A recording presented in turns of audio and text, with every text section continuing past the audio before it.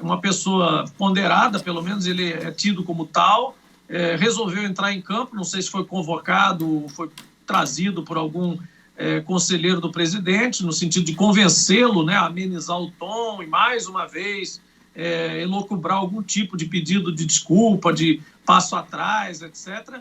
Mas o fato é que o presidente entrou em campo, parece que foi pessoalmente encontrar o presidente da República, de lá, inclusive, fizeram uma ligação para o ministro Alexandre de Moraes, que, como vocês provavelmente lembram, foi uma indicação do presidente Michel Temer, no curto espaço em que ocupou a presidência da República, e parece que dessa conversa muito breve, muito, né, imagino que não tenha sido uma conversa muito fácil para o presidente, mas, enfim, nasceu ali uma declaração que eu achei pífia, mais uma vez, né, quer dizer, uma volta atrás, mas meio que sem pedir desculpa, sem reconhecer muito o erro daquilo. Eu estava no calor do debate, da discussão, e é aquilo que eu disse desde o início. Ele não é mais candidato, ele não é um deputado de quinto escalão, como sempre foi. Ele hoje é presidente da República. O destino quis assim. O povo, naquele momento, votou na esperança, talvez, de dar uma guinada totalmente diferente da esquerda para a direita, e diante dos discursos acalorados dele, de justiceiro, acabar com a corrupção, acabar com a violência, botar a arma na mão das pessoas. Houve uma maioria e ele venceu a eleição, por pouco, mas venceu. Então, é agora presidente de todos os brasileiros. E a presidência da República requer, e Michel Temer sabe isso melhor do que ninguém, requer o que a gente chama da liturgia do cargo. O cara não pode ser um panfletário, um incendiário, a cada dificuldade que ocorre, chama os seus apoiadores, correligionários e grupos de apoio financeiros e coloca bandeira na rua, se abraça na bandeira e sai falando o que quiser. Não pode ser assim. Então, diante desse recuo, eu não acredito que vai mudar muito a cena, porque na semana que vem nós vamos voltar a legislar e a votar medidas importantes. E o governo tem tido por hábito editar medidas provisórias em questões que não são urgentes e muitas vezes não são relevantes. Isso vai pesar na política, porque provavelmente a maior parte do Senado, pelo menos, que é a casa que eu conheço, não vai mais votar tão facilmente essas medidas quanto antes. Senador, a gente tem acompanhado de longe, né, observando o que a gente vê nas redes sociais, observando o que a gente assiste na imprensa nacional, que a gente lê nos grandes portais de notícias, através também das opiniões dos nossos parlamentares aqui do Rio Grande do Norte. Mas qual é o clima de Brasília? Porque depois de ontem, né, quando a gente viu também toda aquela mobilização do dia 7, a gente observou ali realmente uma tensão e uma palavra que sempre era repetida era impeachment. Existe clima para um impeachment, a destituição do presidente da República? Isso eu pergunto ao senhor como senador e observando a cena de dentro aí do Congresso. Volnúvio, veja bem, o clima que você se refere para um impeachment, ele requer duas coisas, a parte técnica e a parte política.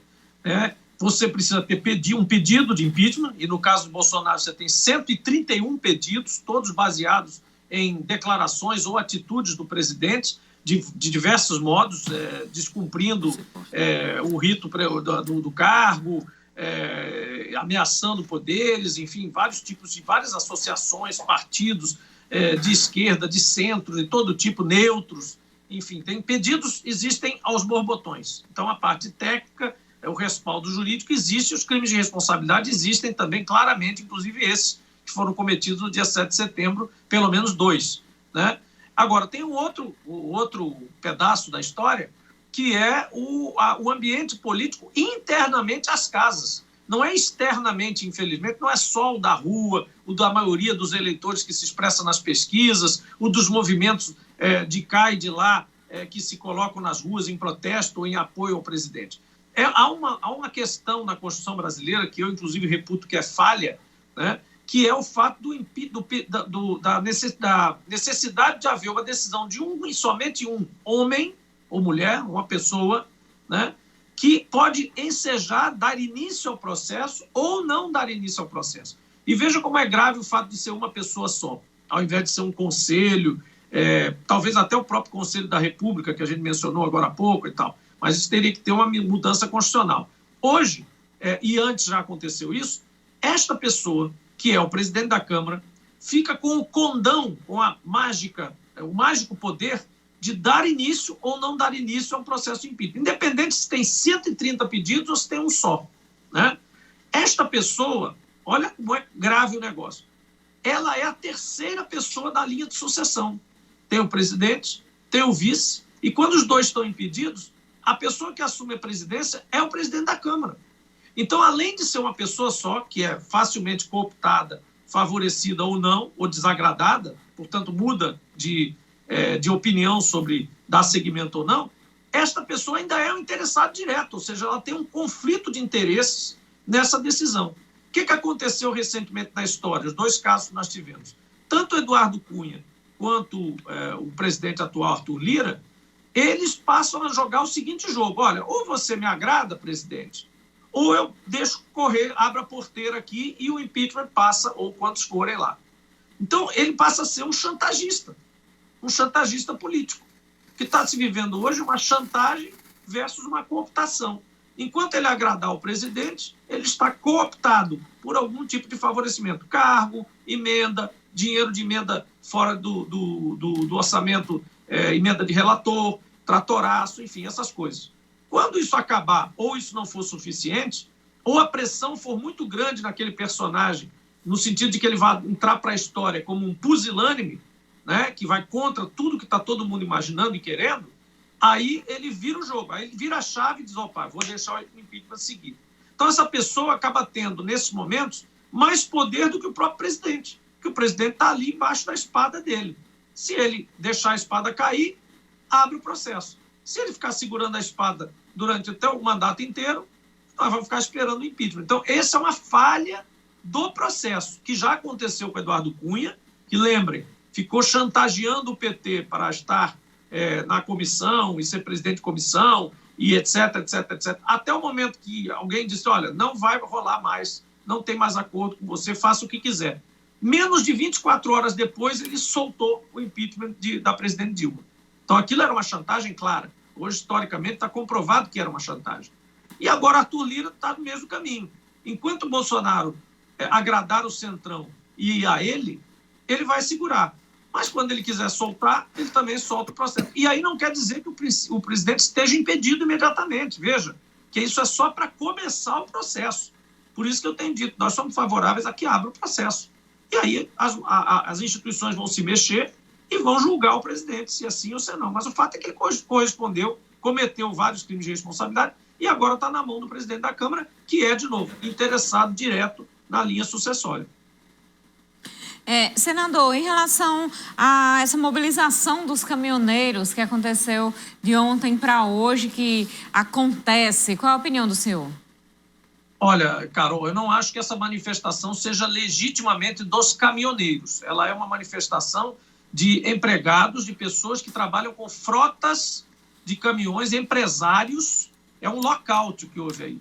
Não é greve, é um lockout, é o contrário. É o empresário que diz: olha, vai lá com o caminhão que é meu, pega esse caminhão, leva lá e ajuda o presidente, porque ele é nosso amigo, porque eu gosto dele, etc, etc. Pinta aqui, eu vou mandar pintar, porque você vê que as pinturas são todas iguais, tudo padronizadozinho, parece uma frota só, né?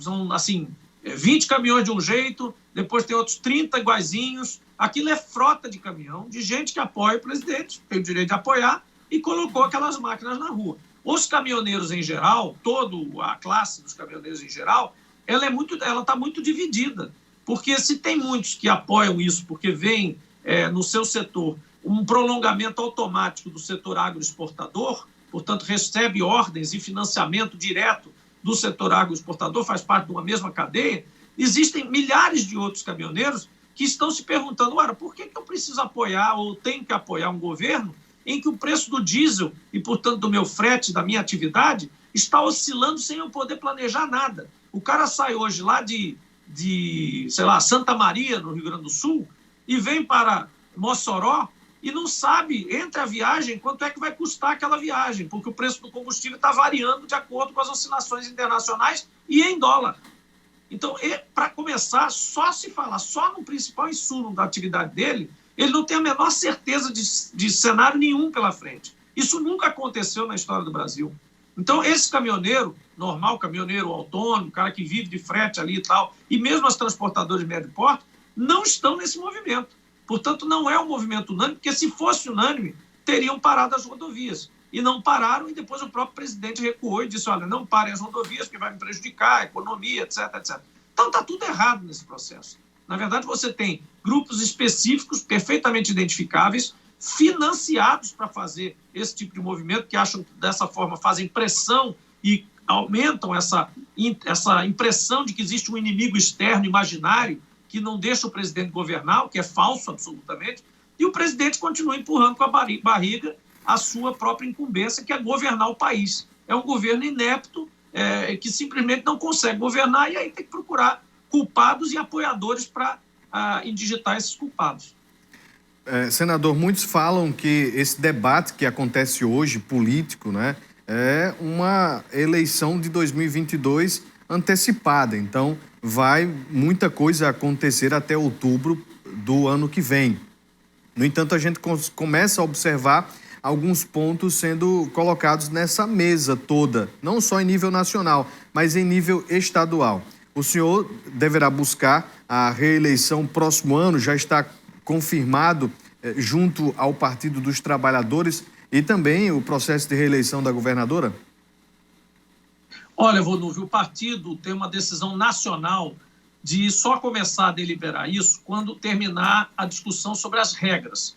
Nós temos 3 fases aí muito distintas. Nós temos agora até 3 de outubro, acabou de ser aprovado agora à noite o Código Eleitoral, com alguns destaques que ainda estão sendo votados, vai até a madrugada, isso ainda vai para o Senado, né? Até 3 de outubro, para valer para a próxima eleição, as regras têm que estar postas até 3 de outubro. Esse primeiro período vai definir, comparando aqui com um jogo de xadrez ou de gamão, o que for, o tabuleiro, né? Estamos definindo o tabuleiro, como é que é o tabuleiro. Depois nós temos os prazos dos candidatos, aquele processo dos partidos, de filiações, etc., até o início do ano que vem. Então também aí você tem uma outra fase que é as peças do tabuleiro. Quem são, quem é bispo, quem é cavalo, quem é torre, enfim. E depois disso, na terceira fase, as peças vão começar a se mexer, né? E vão começar a dizer, olha, eu vou para tal coisa, eu vou para tal outra coisa, eu vou estar com fulano, ciclano, etc. Então, esse jogo está só começando. Então, o Partido dos Trabalhadores emitiu uma nota dizendo, olha, nós não vamos discutir isso agora porque nós não conhecemos a regra. Se tiver coligação vai ser de um jeito, se não tiver de outro, se tiver federação de partidos é um jeito, se não tiver é outro. Então, vamos conversando, mas não vamos definir. Eu, particularmente, me coloquei à disposição do partido, estou à disposição do partido para disputar a cadeira do Senado, a recondução, porque acho que tenho feito um bom trabalho. Me desgarrei daquela imagem de que era o suplente que foi lá tapar buraco, porque Fátima foi eleita. Não, nós levamos o mandato no mesmo nível que Fátima vinha levando, honrando o Rio Grande do Norte, trazendo recursos para cá, mesmo sendo um parlamentar de oposição, inclusive recursos fora do orçamento ou das emendas normais, né?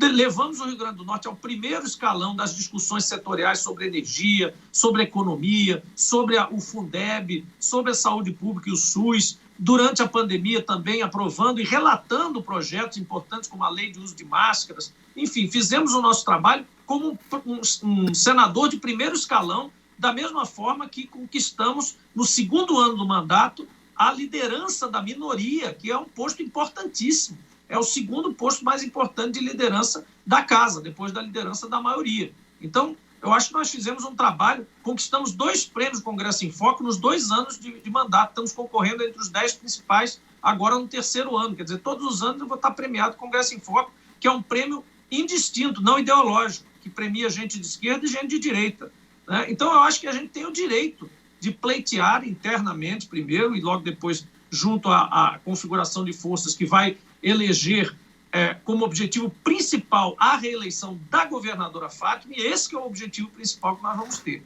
Então, isso vai ser um fluxo normal, nós vamos confluir, vamos conversar com os partidos, vamos tranquilamente trabalhar isso, mas eu estou posto para essa posição, a posição de senador da República pelo Partido dos Trabalhadores, pelo Rio Grande do Norte. E em relação às possíveis alianças que possam acontecer entre Fátima Bezerra e principalmente o MDB, que já foi uma coisa declarada pelo ex-presidente Lula na sua visita aqui ao Rio Grande do Norte. E pode, inclusive, diante dessa aliança, se colocar o nome de outro partido, incluindo o MDB, como o candidato ao Senado nessa campanha ao lado de Fátima Bezerra. Qual a opinião do senhor? Rapidinho, só temos um minuto.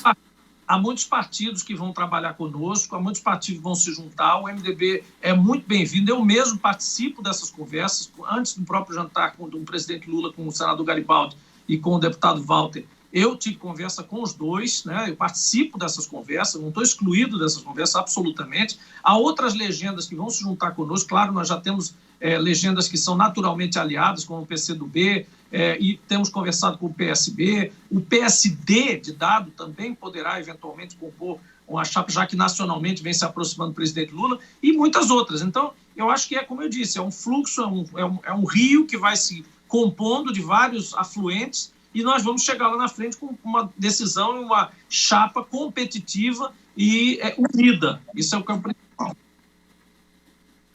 Nosso tempo já está no final, senador Jean Paul Prats. Muito obrigada pela conversa com a gente no nosso programa desta quinta-feira.